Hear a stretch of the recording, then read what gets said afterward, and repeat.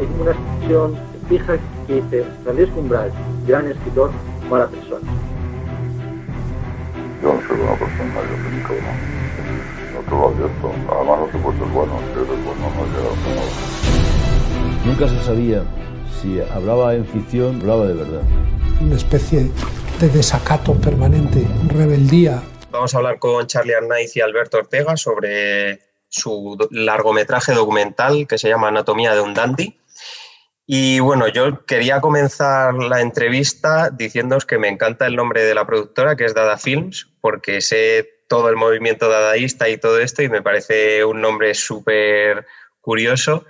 Además sé que tú has estudiado, Charly, has estudiado filología hispánica, entonces entiendo, ¿no? También veo un poco la línea narrativa en cuanto a todos los documentales que tiras más, ¿no? por documentales acerca de personajes, escritores literarios, ¿no?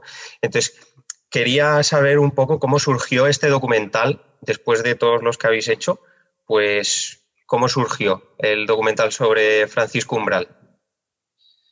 Mira, con respecto a lo que decías, sí que es verdad que yo estudié filología y quieras o no, uno siempre, la cabra tira al monte y siempre busca referentes o personajes que están un poco en su mundillo, ¿no? Pero ahí yo creo que tengo que resaltar la labor de Alberto y un poco la asociación que creo que funciona tan bien en el sentido de que él viene a tapar las carencias que yo tengo a otros niveles. Por ejemplo, sí que es verdad, hicimos también un documental sobre poesía que se llama Aunque tú no lo sepas, sobre la poesía de Luis García Montero, y el pacto al que llegamos, Alberto viene más del mundo de la tele y del mundo de la realización, etcétera, ¿no? Y era un poco más ajeno al mundo de la poesía o de la literatura. Y entonces, cuando comenzamos a hacer cosas juntos, dijimos, mira, vamos a hacer películas sobre literatura o sobre gente del mundo de la cultura, pero que le gusten a gente como yo, es decir, gente que a lo mejor nunca ha leído un poema de Luis García Montero, nunca ha leído un libro de Francisco Umbral, ¿no? Y yo, sinceramente, Santiago, creo que esa es una de las claves de por qué nuestras películas, hasta el momento, funcionan incluso para gente neófita que no ha leído nada de Francisco Umbral o que no son estudiosos de la literatura. En ese sentido, no hacemos una tesis doctoral, sino lo que hacemos al final es un ejercicio de entretenimiento. Sí, yo estoy de acuerdo. Además, bueno, yo soy de la generación, tengo 23 años, entonces yo a Francisco Umbral le he conocido simplemente por la mítica frase, ¿no? De he venido aquí a hablar de mi libro. Entonces nos abre un poco la mente, porque a lo mejor puedo ser un poco inculto, pero yo desconocía que Francisco Umbral era escritor, o sea, hasta ese punto llega su figura. Entonces, bueno, quería saber también, al final vosotros, para realizar el documental, habéis estado 3 años, según tengo entendido, uno de ellos realizando las entrevistas, y con toda esta información que habéis obtenido, para vosotros, por ejemplo, Alberto, ¿quién es para vosotros Francisco Umbral? Al final, después de toda la información, ¿con qué te quedas, ¿no? Sí, bueno, han sido 3 años, pero como bien dices, no han sido tres años, por ejemplo, en edición, ¿no? Sí. Por ejemplo, el primer año fue solo prácticamente búsqueda de financiación, luego de edición también fueron varios meses y bueno, responder a esa pregunta de quién era Francisco Umbral, con Umbral te pasa un poco esa cosa de que cuanto más sabes, menos sabes de una persona, ¿no? A mí al menos... Sí. Aunque aprendes un poco de dónde viene, con qué se relacionaba, etcétera, pero yo personalmente no termino de entender por qué actuaba en muchas situaciones de aquella forma, ¿no? Yo creo que a la par que se abren, se descubren y se desvelan secretos, también para mí se han creado otros. A mí me resulta súper complejo definir cómo era realmente Francisco Umbral. Yo la única parte de la película en la que descubro a la persona en lugar del personaje, lo hemos hablado muchas veces y Charly y yo siempre hablamos de que es ese momento en el que el que se escucha a un Francisco Umbral hablando con su hijo de 5 años y es que es irreconocible, ¿no? Y las cosas que piensa y que le emocione descubrir que su hijo, después de estar una semana de viaje, se fija en que le falta un botón, ese descubrimiento de esas pequeñas cosas tan inocentes. Yo solo descubro a la persona en esa etapa, ¿no? El resto yo creo que es una figura muy, muy opaca. Siempre nos gusta mucho decir que que Paco era opaco, pero bueno, quiero decir que yo no termino de reconocerle. Yo siempre me sale hablar de él como personaje, entonces me resulta complicado responder de una forma concisa a esa pregunta, la verdad. Sí.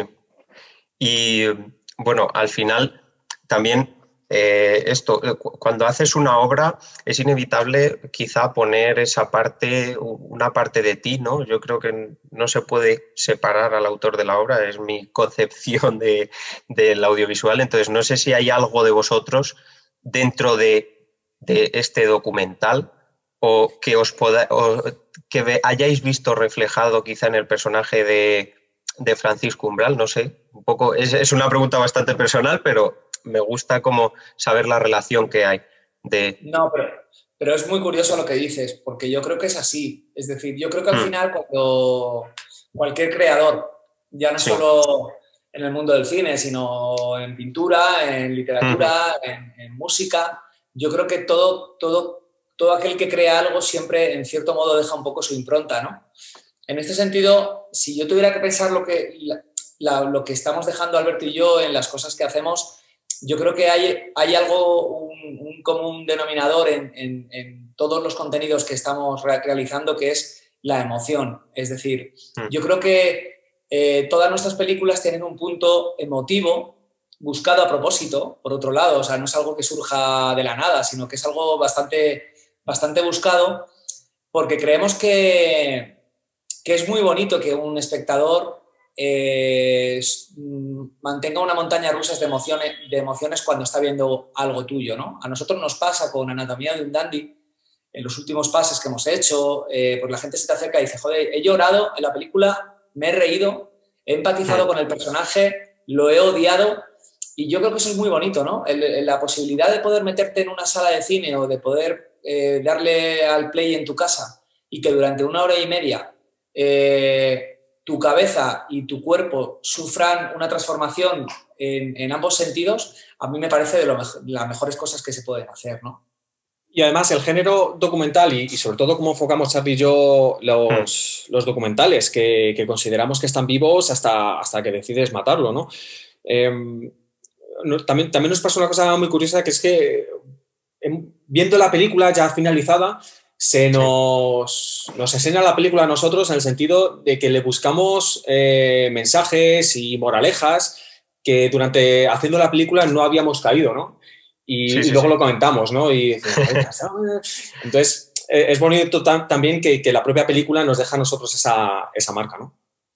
Sí, estoy totalmente de acuerdo. Además, lo que comentaba Charly sobre el tema de las emociones me llamó bastante la atención, porque al final cuando se suelen hacer este tipo de documentales biográficos, hay veces que queda la figura como algo fría, algo muerta, y sin embargo aquí le dais vida, pero le dais vida con emociones y tratáis muchos temas aparte del de la figura. Yo, por ejemplo, me sentí muy identificado con el tema de cuando está a punto de, cuando está a punto de fallecer, entonces el tema del miedo que tenía a la muerte, ¿no? Que decía que no tenía miedo, pero en realidad a él se le veía que tenía miedo. Entonces me sentí bastante identificado y me entró ahí como una angustia existencial. O sea, hasta ese punto llega el tema de las emociones, ¿no? Con el espectador.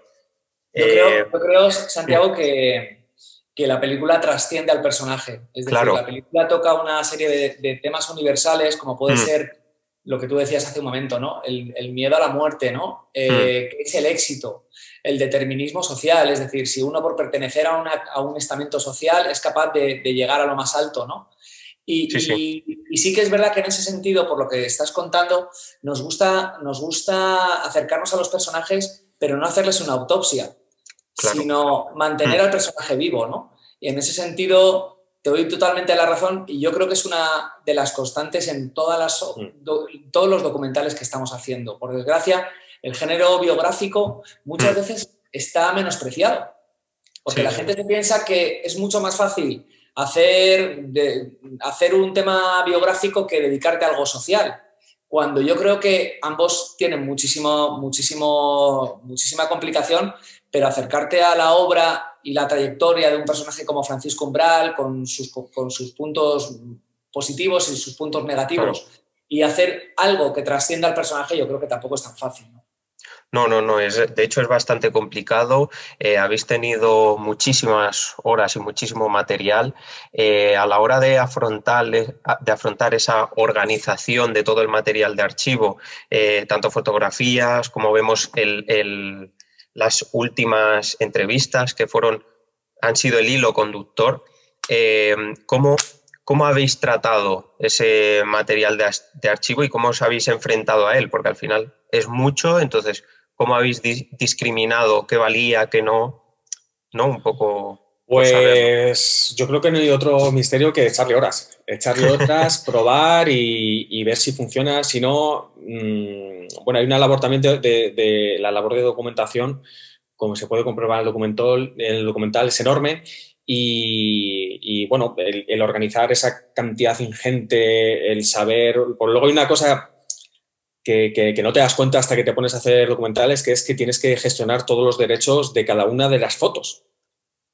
Y el gestionar esos derechos significa que te firmen una cesión, un contrato, en otras ocasiones pagar una cantidad económica y elegir tú si yo si no. O sea, la labor de documentación es muy interesante. Y en este caso, aparte por la cantidad de material que había, ¿no? Simplemente con su viuda María España, que fue fotógrafa, en su casa había cajas y cajas de material fotográfico y material fotográfico en ocasiones muy, muy íntimo y en ocasiones demasiado íntimo.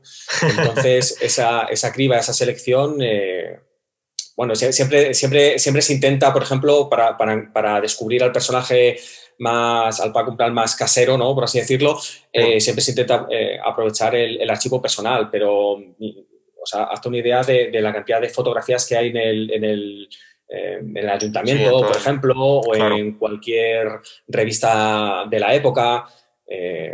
Hay que ser muy, muy organizado, ¿no? Para afrontar un proyecto así, sí. Sí. Bueno, también comentaba Charlie que habéis tratado diversos temas en la película, aparte en relación con el personaje de Francisco Umbral, pero un poco relacionándolo también con el tema de Madrid, ¿no? El Madrid de aquella época y bueno, quería saber dos cosas. Un poco cómo habéis visto que ha cambiado Madrid desde... Bueno, aquella época, me refiero más en concreto a la fase a la fase de los 90 y el tema de la movida y todo esto. ¿Cómo creéis que ha cambiado Madrid? Y también cómo se enmarca este documental en la sociedad actual, bueno, pandemia. Entonces quería saber un poco estas dos cosas, ¿no? Bueno, yo creo que es evidente que cuando ves la película es evidente que había un Madrid franquista, donde todo estaba por hacer, donde en el mundo del arte pues la gente se tiraba a la piscina, no tenía ningún tipo de miedo, y yo creo que tuvieron una oportunidad muy bonita, ¿no? Y es comenzar las cosas de cero, ¿no? Yo creo que nos encontramos ahora en otro momento completamente diferente, en la era digital, donde prima mucho más la forma que el contenido, ¿no? Donde los medios de comunicación están mucho más fragmentados, donde es mucho más difícil llegar a la audiencia porque obviamente pues, los periódicos pues ya hay 200.000 y hay blogs y hay podcasts y es mucho más... Sí. Es mucho más difícil que se concentre la información en un personaje, como en la época de Francisco Umbral. Y obviamente estamos en una España muy, muy diferente a la de Francisco Umbral, ¿no?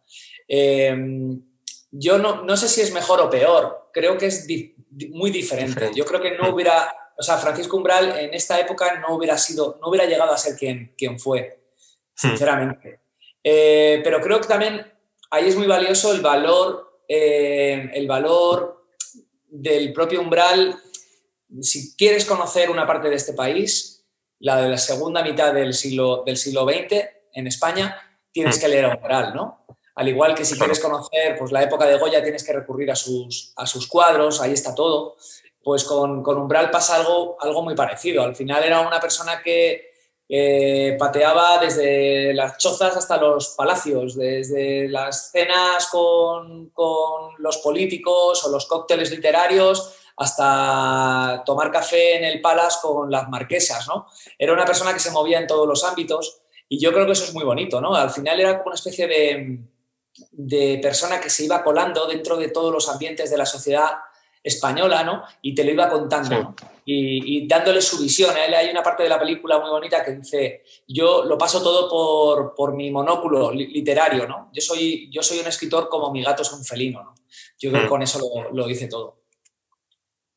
Sí, estoy totalmente de acuerdo. Al final es difícil que una figura como Francisco Umbral se vea en este momento, ¿no? Porque, bueno, al final él había creado un personaje, como decís, a lo largo de todo el largometraje documental, y quería saber un poco cómo concebís que se generan los personajes en la actualidad, ¿no? ¿Qué personajes serían ahora un símil? ¿No? ¿Cómo lo veis, el tema de la creación de personaje ahora mismo? En cuanto a sociedad, en la generación de mitos, ¿no? Un poco, pues, plantearos esta duda de... Porque, claro, fue un personaje irrepetible y ahora quizá no se podría generar, pero se genera de otra forma, ¿no? ¿De qué otra forma lo concebís? Bueno, yo creo que esto es una opinión también un poco más personal. Yo creo que sería yo creo que una figura como Umbral ahora mismo sería bastante difícil de que se pudiera reproducir tal y como pasó, ¿no? Entre otras cosas, porque los propios medios de comunicación han cambiado. Las noticias, una noticia que hace 30 años hubiera sido un auténtico escándalo, ahora se diluye porque al día siguiente salen con otra cosa, hay demasiado ruido por todos lados. Ahora yo creo que hay mucha gente que es consciente de que es muy importante crear el personaje, pero es más difícil, por otro lado, destacar como personaje.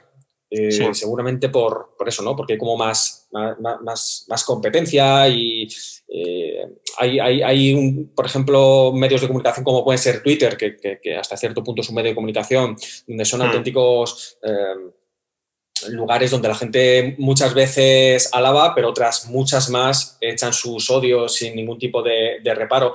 Yo no sé si una figura como Umbral hubiera entrado en el juego, ¿no? Es difícil de responder. Yo creo que no. Creo que no podría existir. Yo creo personalmente que no podría existir. No sé, Charlie, ¿qué opinión tienes sobre esto? Sí, yo creo que nos movemos en una época muy, muy diferente. Entre la gente joven, por ejemplo, prima TikTok, que es una red social donde no hay contenido, donde todo es pura forma, ¿no? Y tenemos ahora mismo un culto al hedonismo, a la juventud, a lo fugaz, a que lo que hoy es noticia mañana deja de serlo.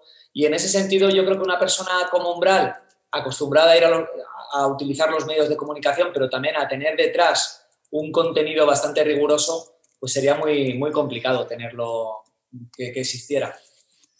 Sí. Además, bueno, está cambiando todo el paradigma con esto del coronavirus y, bueno, pues ya veremos las nuevas formas que irán surgiendo.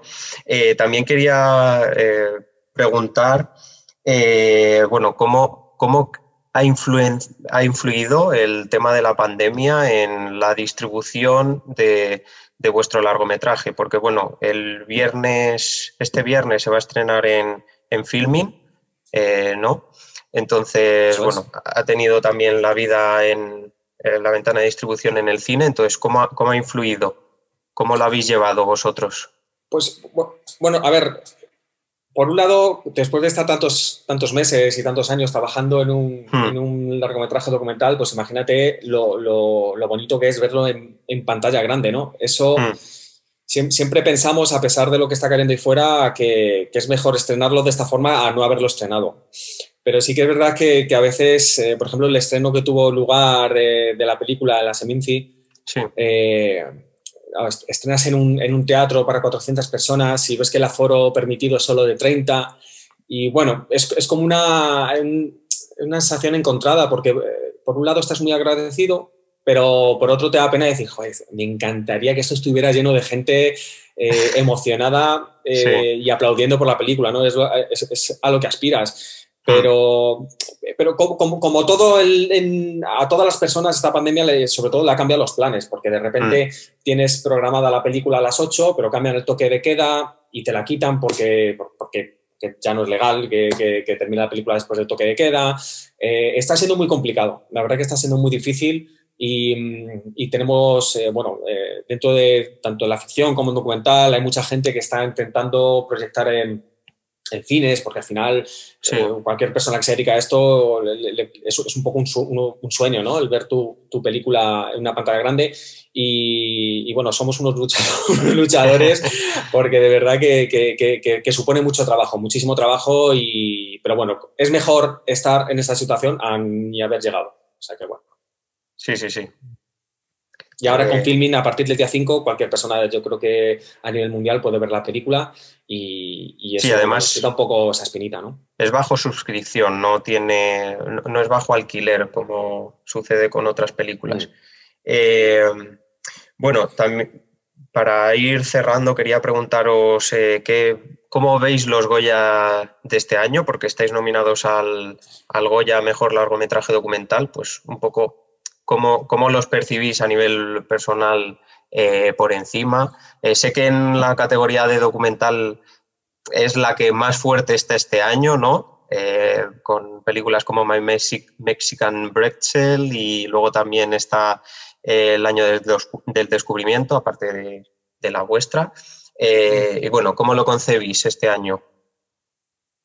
Pues con mucho orgullo, ¿no? Con mucho orgullo porque compartir nominación con las películas que has dicho, creo que falta también Cartas Mojadas. Sí, Cartas Mojadas, sí. Es un orgullo. Pero fíjate, ya no solo con las que están nominadas, sino con también todas las que se han quedado fuera y que podrían haber estado ahí, ¿no?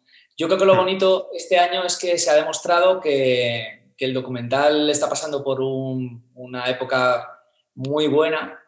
Yo creo que toda la gente que es capaz de salir con una cámara ahí fuera a captar lo que está pasando, la vida de un personaje, una situación histórica o social, o cualquier historia que se le pueda ocurrir, ya es digno de que le den un premio porque no está nada fácil, pero nosotros lo hemos tomado con muchísima alegría, con muchísima sorpresa también, por otro lado, porque sabíamos lo complicado que era, y con la ilusión de que eso afecte de forma positiva, que yo creo que está pasando a la propia película. Aquí lo importante es la película, que la gente vaya al cine a verla, que vayan a las plataformas a verla, que la película provoque diálogo, ¿no? Que cuando salgas de verla digas, oye, ¿has visto la película de Umbral y qué te pareció esto y esta parte? Y a mí me parece lo más bonito, ¿no? Y yo creo que tanto para Alberto como para mí es una oportunidad única y es un sueño, ¿no? Poder llegar a estar con Anatomía de un Dandy en la ceremonia de los premios Goya, claro. Sí, la verdad es que, no sé, me parece algo increíble, ¿no? a lo que llegar, un objetivo bastante grande y bastante bueno. Y bueno, para acabar quería preguntaros, ahora que la sociedad está un poco complicada, ¿no? Y el tema para los nuevos creadores también quizá es un poco más difícil, pues quería saber cómo veis el tema de los nuevos creadores en el mundo del cine, si querríais transmitirles algún mensaje o algún mensaje esperanzador o algo así, ya que vosotros lleváis en la industria bastantes años. Claro, yo lo tengo claro, que hagan cosas, porque ahora, por ejemplo, la parte de medios técnicos, todo el mundo tiene un móvil y hay cortos hechos con móvil. Cuando Charlie y yo éramos pequeños no había móvil, tenías que tener una cámara que no te dejaban o que estaba medio rota y tal. También tenemos nuestros inconvenientes, pero al final hay que hacer cosas. O sea, Se puede hacer cosas más pequeñas por el tema de la pandemia, se puede hacer... O sea, la situación siempre va cambiando, pero a los creadores como tal tienen que buscarse las mañas para hacer cosas y hacer bobina, experimentar, mezclar la ficción con el documental. Yo creo que a pesar de la pandemia, hay más oportunidades que nunca para mostrar tu trabajo y no puede haber una excusa como es la pandemia para dejar de hacer audiovisual. Será de otra forma, pero hay que seguir haciéndolo. Sí, totalmente. Yo creo que tienen que encontrar su lugar. Yo creo que al final todos tenemos nuestro hueco en esta industria, nuestra forma de contar las cosas, y solamente hay que saber qué es lo que quieres hacer y encontrar tu hueco. Pues nada, encantado de haber hablado con vosotros. Nuestros lectores pueden ver el documental a partir del 5 de febrero en Filmin. Y quería agradeceros muchísimo haber estado conmigo este rato, haber compartido conmigo esta maravillosa entrevista, y nada, muchísima suerte para los Goya y suerte con el estreno en Filmin, porque seguro que va a ir genial. Pues nada, muchas gracias a ti. Muchísimas gracias por la entrevista, por tu tiempo y por hablar de Anatomía de un Dandy, que al final es lo importante. Muchas gracias. Gracias. De acuerdo, gracias. Para Paco fue un golpe muy, muy, muy doloroso. Yo estoy dispuesto a abandonar la mesa porque yo he venido aquí a hablar de mi libro. Mucha gente solo le han conocido por eso y nunca le han leído. Después de haber escrito 110 libros y 135.000 artículos de prensa, no se sabía cómo se llamaba ni en qué año había nacido Umbral. Y eso lo consigue también un hombre con gravísimos problemas de identidad, que él convierte en combustible literario.